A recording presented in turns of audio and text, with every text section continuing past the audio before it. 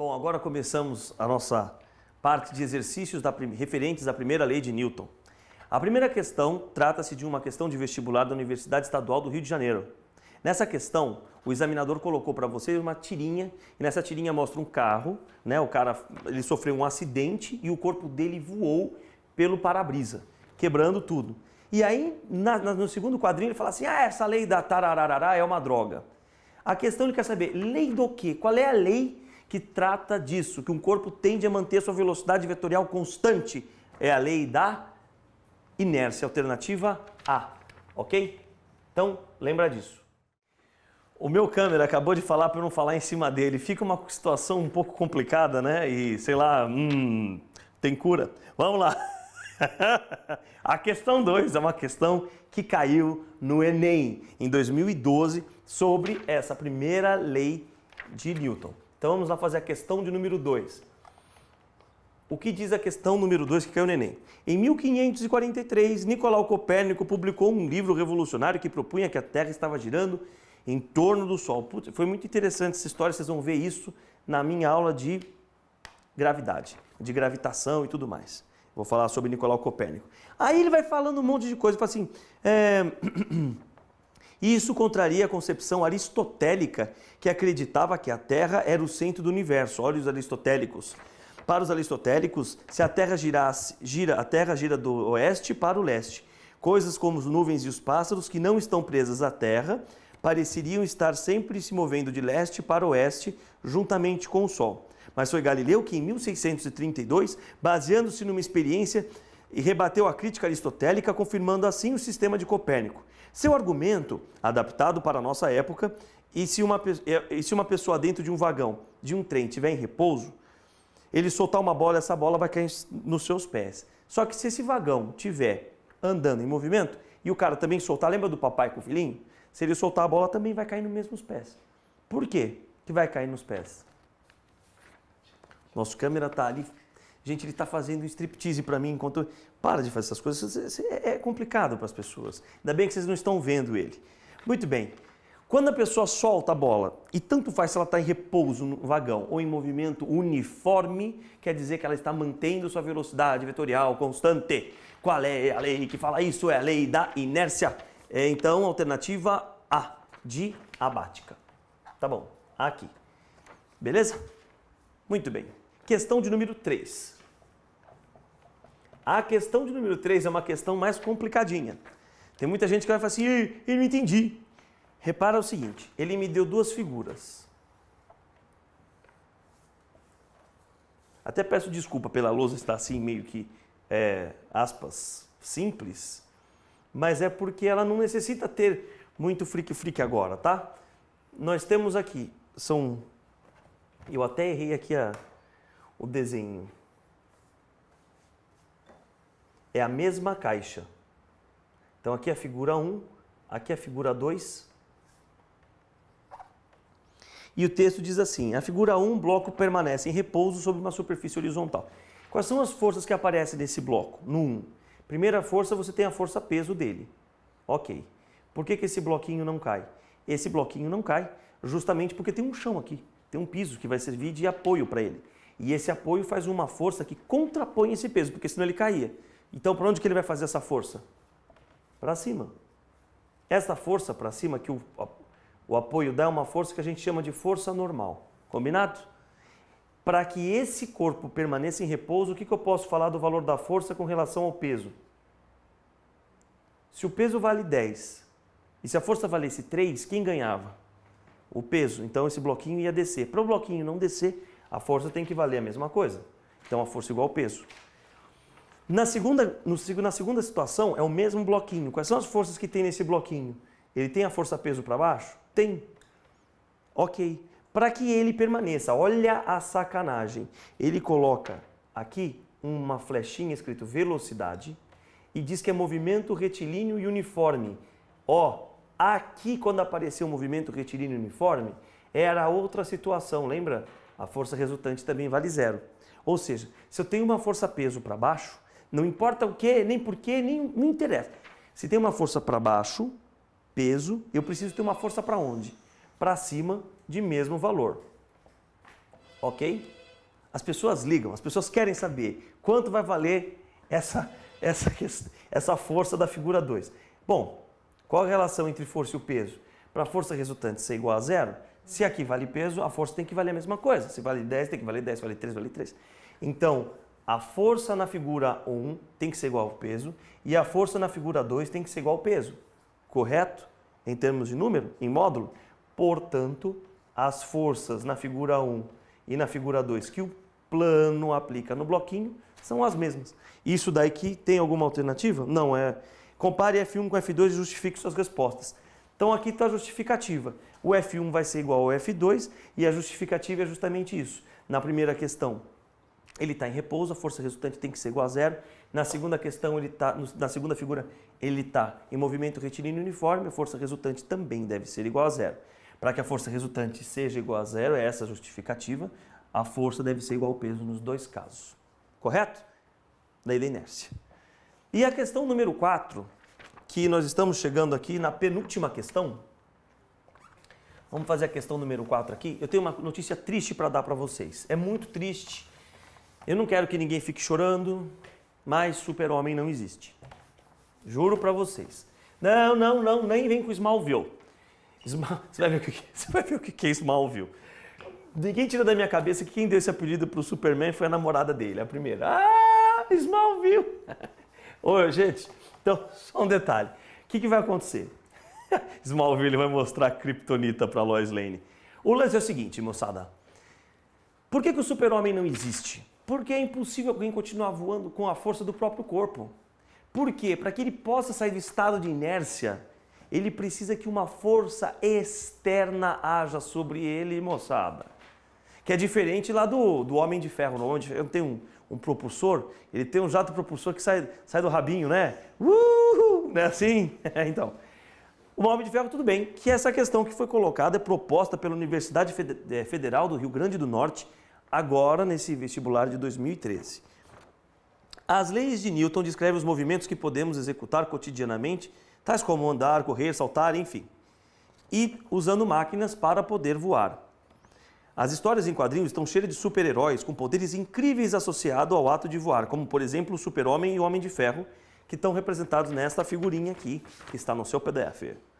Esses dois super-heróis conseguem voar, entretanto, qual que é a resposta correta? O Super-Homem viola a lei da inércia por não usar propulsores para voar, ele precisaria de propulsor para voar. Então, vai dar a alternativa dedicação. Então, a questão número 4, alternativa D. E a última questão, última questão dessa primeira folhinha aqui, da UDESC, eu chamo de Universidade do Desconto, mas não é, né? É de Santa Catarina. UDESC, de 2013 também é recente, considere o movimento de um objeto sujeito à ação de várias forças. Então tem várias forças nesse objeto. De modo que a resultante delas seja nula em todos os instantes. Grifa isso, que a resultante das forças vai ser nula em todos os instantes. Ok. Analise as proposições. Então vamos lá. 1. Se o objeto estiver inicialmente em movimento, ele não poderá atingir o repouso em algum instante do tempo posterior ao inicial. Bom, se a força resultante é igual a zero, ele está em movimento retilíneo uniforme ou em repouso. Então, se ele já está em movimento, não tem como ele ser freado. Então, é verdade a 1. Então, vamos lá. Questão número 5. A 1 é verdade. 2. Se o objeto estiver inicialmente em movimento, ele poderá atingir o repouso? Não. Ter força resultante igual a zero? Falso. Do 3. Se o objeto estiver em repouso, ele poderá entrar em movimento em algum instante? Vai poder entrar em movimento? Ele não tem força nenhuma aplicada nele. Ele está parado. Tem como ele andar? Tem ou não tem? Fala aí para mim. Tem ou não tem? Não tem. Então, é falso. Então, ficou apenas a 1 é verdadeira. Alternativa C. Ok? Vamos para as próximas questões. Agora a gente vai para a questão 6, que é da Universidade Federal de São Carlos, também caiu em 2013. Olha quantos vestibulares utilizam a primeira lei de Newton e que a gente não dava muito valor, certo? Então vamos lá. Questão de número 6.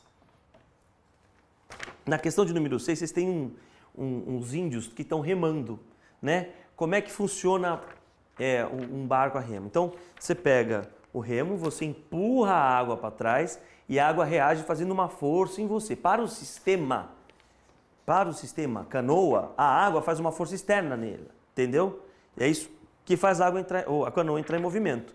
Aí você fala assim, não consigo entender, eu acho que ela entraria de qualquer forma. Vamos supor o seguinte, vamos colocar essa canoa, eu ponho ela num cavalete, está acoplada num cavalete, os dois índios em cima. Eles têm força, não tem? Como eles não têm água para interagir, não importa a força que eles tenham, a canoa não vai sair do lugar, entendeu? Ficou claro? Mais ou menos? Ficou claro ou não? Imagina você pegar um carro, então, se não ficou claro, imagina um carro, você coloca um carro apoiado num cavalete assim, com as rodas soltas, assim, não vai as rodas não estão encostando em lugar nenhum. Aí você pega e acelera, as rodas vão girar? Vão girar, mas como não tem chão para te dar força externa, o carro não vai sair do lugar. É simples observação do cotidiano, né, se você for analisar. Então vamos lá, analisando a figura dos índiozinhos, 1, 2, 3 índiozinhos, tem 2, numa canoa. Nesse caso, para que a canoa flutue, que é uma outra pergunta dele, o que tem que acontecer? Então você tem aqui a canoa, aqui você está com o rio. Para ela flutuar, você tem uma força para baixo chamada força o quê? Peso da canoa com os índios. Isso é importante, os índios estão aqui, certo? Peso da canoa com os índios. Se só tivesse essa força, o que acontecia com a canoa? Ela afundava. A água, o fluido, ele dá uma força de sustentação contra o movimento na vertical. Essa força de sustentação tem o nome de empuxo. E o que eu posso falar a respeito do empuxo, já que essa canoa não sobe nem desce, ela está, né, em equilíbrio na vertical? Que o empuxo é igual a força-peso, mas é a força-peso só da canoa ou da canoa com os índios? Da canoa com os índios. Então vamos lá. O empuxo recebido pela canoa deve ter módulo, daí está escrito aqui, menor do que não, maior não, igual ao peso da canoa, acrescido ao peso dos índios. Alternativa C. O pessoal gosta da resposta C, né? E agora vem uma questão, essa questão eu acho que é importante para você prestar atenção, que foi uma questãozinha que eu bolei aqui. Pode ser uma questão que muita gente acha complicada, mas ela, no fundo, não é. Vamos supor que você tem aqui um paraquedista. Aí o paraquedista está aqui.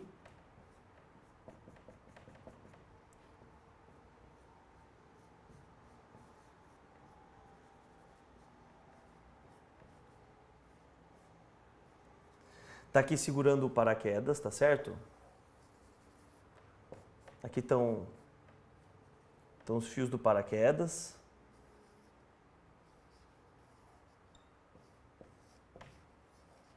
Pronto. Quais são as forças que estão sendo acopladas no paraquedista? Quando o paraquedista está caindo, ele tem para baixo uma força que é a força que faz ele cair, que é a força que... Muita gente fala a força da gravidade. Daqui a 3 aulas vocês vão ouvir falar que a força da gravidade chama-se força-peso. Então é o peso dele que faz ele cair. Então para baixo você tem a força-peso. Combinado? Porém, o paraquedas serve para quê? Ele serve para criar uma certa resistência, não é verdade? Então ele cria sim uma resistência e faz uma força para onde? Para cima. É uma força de resistência do paraquedas. Tudo bem? Eu não sei se vocês sabiam, mas também tem força de resistência do ar. Quando o paraquedista solta, ele abre. Por que ele abre os braços e as pernas? Para criar maior resistência. Existe um momento em que ele está descendo, a velocidade dele vai aumentando. Mas devido à resistência do ar, ele chega numa velocidade máxima, que é chamada de velocidade limite. É igualzinho quando você está com paraquedas.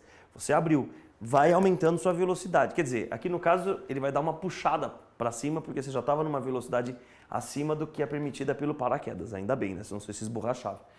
Mas você atinge uma velocidade limite. De acordo com o próprio texto, eles sabem que esta velocidade aqui, que essa força, me desculpem, essa força de resistência do ar, ela depende de quem? De uma constante qualquer e da velocidade ao quadrado. Agora minha pergunta para você é a seguinte, você já deve ter visto alguém pular de paraquedas. Para onde que está a força resultante? Será que vai valer 0? a somatória dessas duas forças? Pensa comigo, se valesse zero, o cara ficava parado no ar. Ele fica parado no ar, ele desce. Se ele desce, uma das forças ganha. Quem ganha? A força-peso? Então a gente sabe que a força resultante, nesse caso, resultante, está para baixo. Então diz para mim uma coisa, quem é a força resultante? Muito bem, a força resultante é a soma de todas as forças. É a soma de todas as forças. Quais das forças está ajudando a força resultante? A força-peso ou a força de resistência? Qual das duas forças ajuda a resultante para baixo? Então a força-peso que ajuda, ela vai ser positiva. E a força de resistência, ela é uma força o quê? Negativa. Combinado? Muito bem. Quando esse paraquedista atinge, então, prestem atenção, velocidade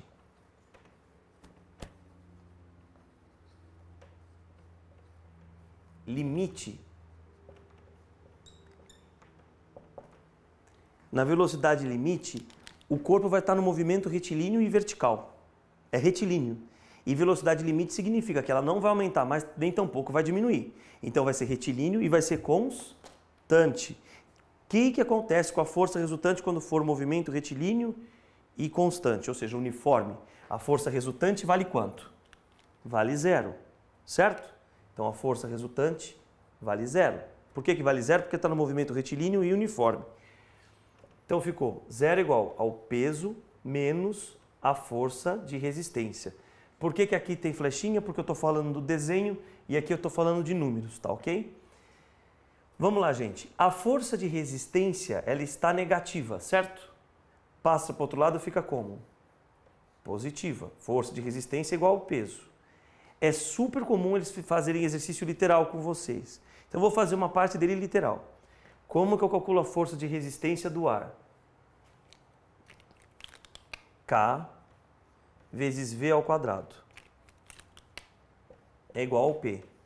Aí eles podem te perguntar assim, qual é a velocidade limite? Vamos lá, primeira situação. Da velocidade limite, do outro lado eu tenho o peso. O K que está multiplicando vai passar dividindo. O que foi? Não precisa. Ele falou aqui o ponto. Ok.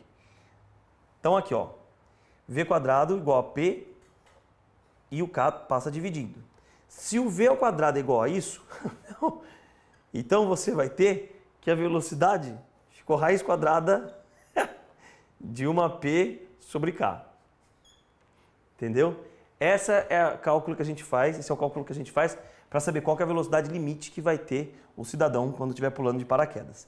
Também é possível que ele queira saber o valor do K. Caso ele queira saber o valor do K, o que eu vou fazer? Do outro lado eu tenho P e o V quadrado que está multiplicando vai passar fazendo o quê? Dividindo. Ele não vai perguntar mais nada além disso. Isso aqui é muito difícil.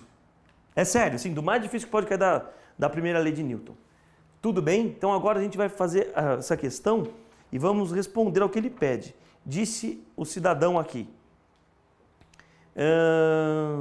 Qual a velocidade escalar máxima para que o paraquedista possa atingir? Que ele pode atingir a velocidade dele, né? Será que ele deu a massa para nós?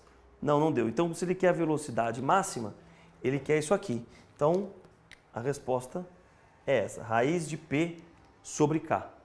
Tá bom? Se ele te perguntasse qual é o valor do K, a saída seria esta aqui.